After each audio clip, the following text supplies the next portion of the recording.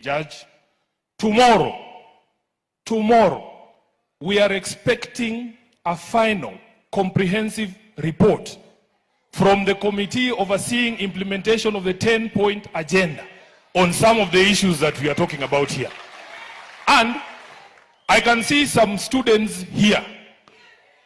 I want one student to come and tell us what they understand by the word final and comprehensive. For 5,000 shillings, come up. Kuja.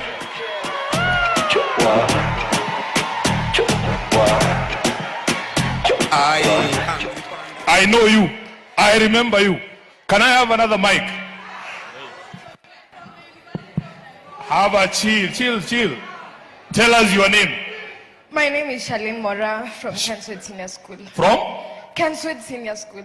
Now, Charlene. Yes. You said Charlene? Yes. Charlene, there are leaders in this country Yes. who do not understand what final means. What does the word final mean? The word final, I won't use hard terms or anything, but it means that they have to give us the last and not more than they have promised. Correct. You can use the word last, ya mwisho. After final, nothing else happens. Ndio? Yes. Sasa, kama huyu msichana wa shule anaelewa maana ya final, wale wakora ambao wanatuambia ati baba alisema ati hiyo project iendelee, ati watu waendelee kuzungumza forever, tunawaambia washindwe wasishindwe. Haya. Kwa kujua vitu ambaye ameshinda viongozi wengine, tumpige tao yake 5, si ndio?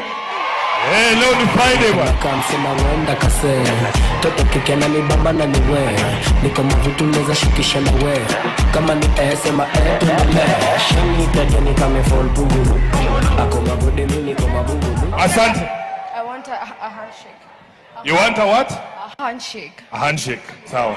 Thank you. Now